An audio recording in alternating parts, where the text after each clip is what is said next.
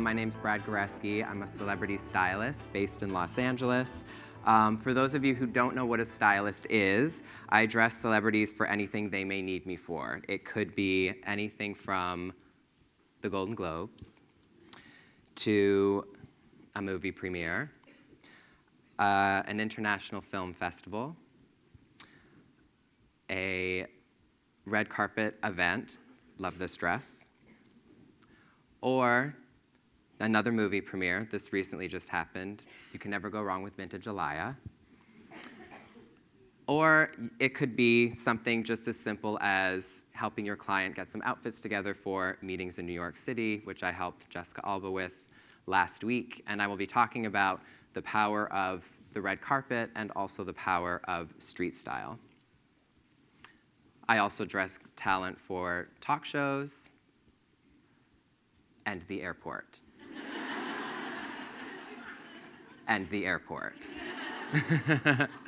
Travel style is like a really, really big thing of mine. I'm a firm believer that you can look chic and comfortable, as in a sweatshirt, a pair of baggy jeans. You can choose to wear the Louboutins or not. However, I think they're a great place to wear them. The airport can also be a runway.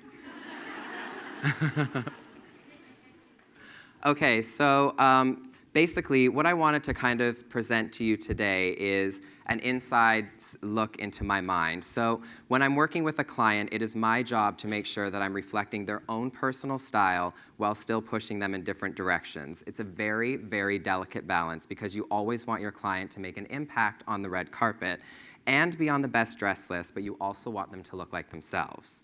So what I do is I take what is already there, I fine-tune it, I polish it up, and of course, it's my job to present new ideas to my clients. As a stylist, it's very important to stay on top and ahead of the trends. So for me, going to fashion shows is very important so I can see what the designers are offering each season. Now, whether this is going to the shows or watching them online, it's very important for me to stay current because trends shift constantly. Some stay with us season after season, some disappear very quickly, and some I'm very happy to see go quicker than others.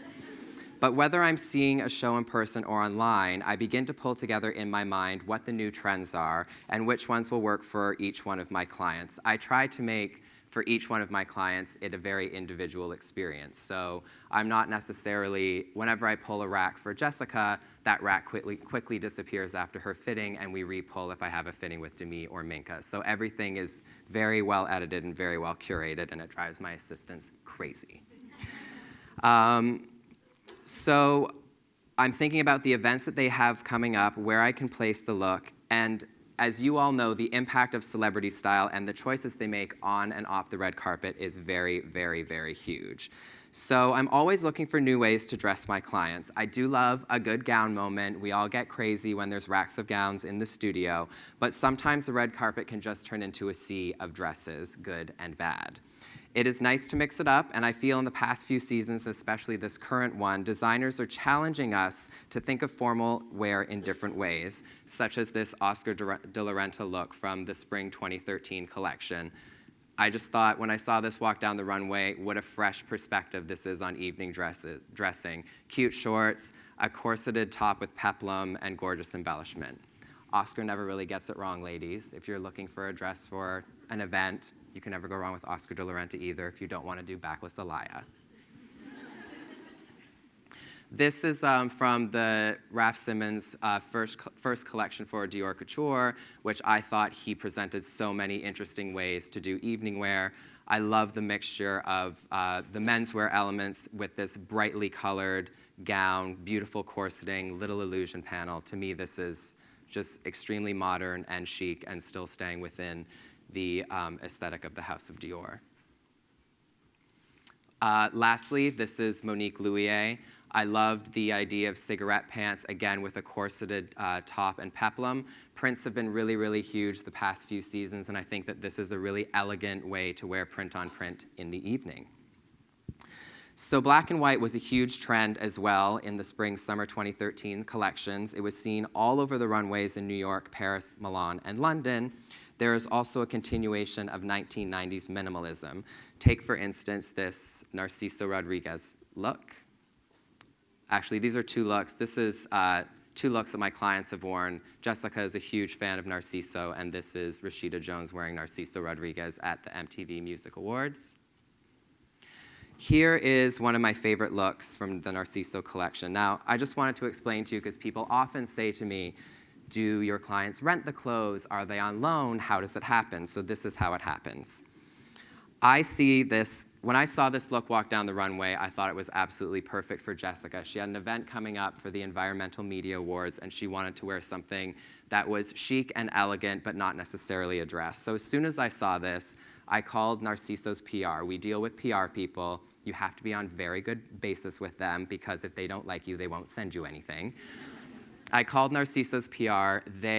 This is the trick. Once a collection is shown, as a stylist, you want to be the first person to place that designer, especially if it's a key collection such as Narciso's, on your client, because it's prestige, and this look will run everywhere. So what I did is I called their PR. I'm fighting with sales, because the collection has to stay in the showroom so that the designer can make sales, and editors come to see re-sees, to do a re-see so that they can see the collections in person and see what they want to shoot. So I managed to get them to make a duplicate of this, this suit. I crossed my fingers and hoped that Jessica would wear it, and she did. So we have the fitting, and I confirm. What I do is I call the PR, and I say, Jessica's going to wear look number 2 to the EMAs on this date. It's done. It's confirmed. Now, this is where I come in. What I did was I modified this look from the way it was shown on the runway. This is a more editorial version and is made for somebody who's 6 feet tall and like 18 years old. And I modified it for a red carpet event. So what we did was we tucked the shirt in. We tucked the shirt in I know, it's so good. Sorry. I get excited. I'm turning red because I'm such a dork. Okay, so what we did was we tucked the shirt in because we wanted to define her waist and give her a little bit more shape in this look. Midriff was a really big trend this season. There was a lot of bare midriffs, used with caution. So what we did is we sewed up the keyhole a little bit, so there was still that impression that she was wearing a bandeau top, but it's actually all one blouse. And since it was a fall red carpet, I decided not to do the wedge sandal that the look was shown with, but we put a cap toe Giuseppe Zanotti heel with it, and a velvet Jimmy Choo clutch to give it a little bit more texture, and whammo bammo, you have a best dressed look.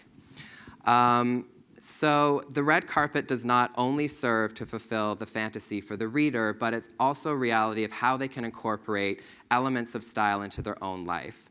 Once the picture runs, the look takes on a life of its own. Blogs, magazines, comment on it if the look works or not, compare and contrast it to the look on the runway, dissect the hair and makeup choices, and show you how to get the look for less. Everybody has an opinion. Trust me, I hear all of them.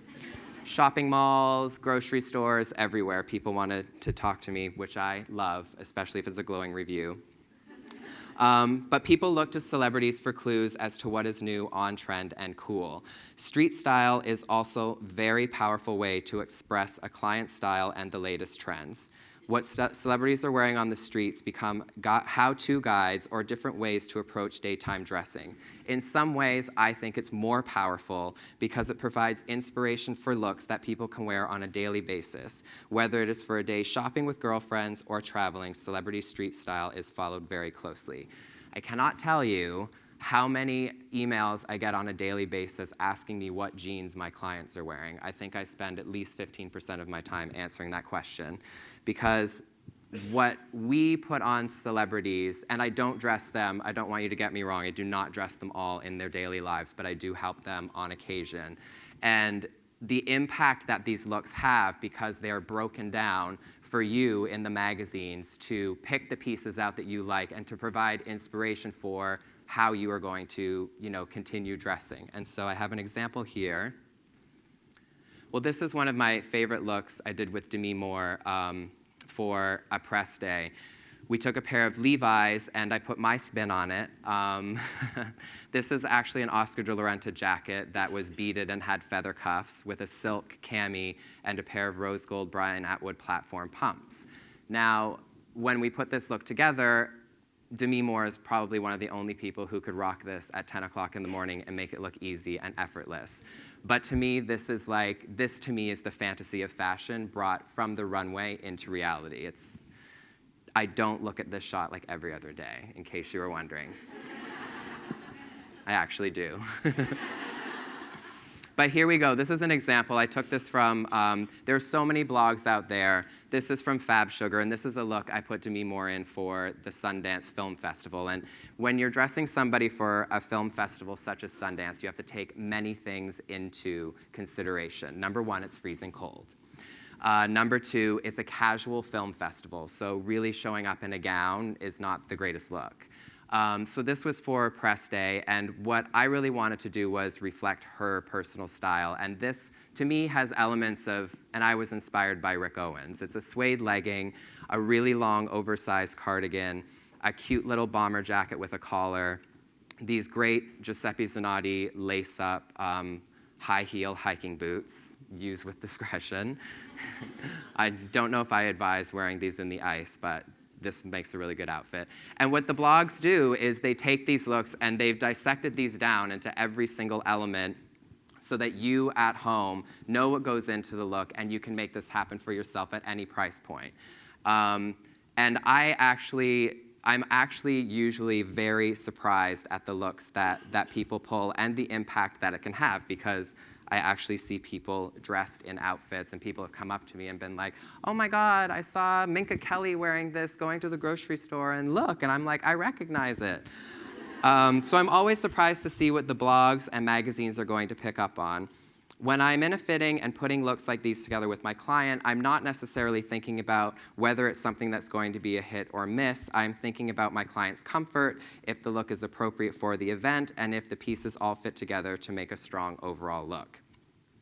In many ways, it's actually more difficult to put together a day look than it is a red carpet look. The stresses are different. And what I mean by that is when you're dressing somebody for the Oscars or the Golden Globes, it's not formulaic because you are looking for the best dress. You're looking for that new color, the new way to kind of spin old Hollywood glamour, new jewelry.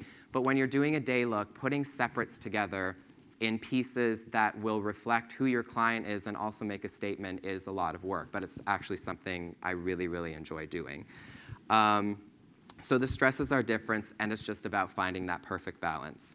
So just to sum everything up, as you can see, what a stylist does, and I'm guilty as anybody else, having a fashion reality show, we only get to address so much of what a stylist does, and I hope in season 2, which we're filming right now, you'll be able to get a bigger picture and a deeper look into the process of what I do as a stylist and all the many different facets that I work in. But I love what I do, and I feel so, so lucky to be a part of this business.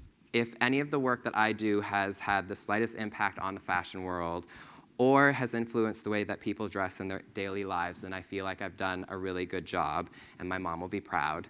And nothing beats seeing the look on my clients' faces when I know they are loving what I've put them in, and for me, that's the real reward and the icing on the cake. So thank you very much.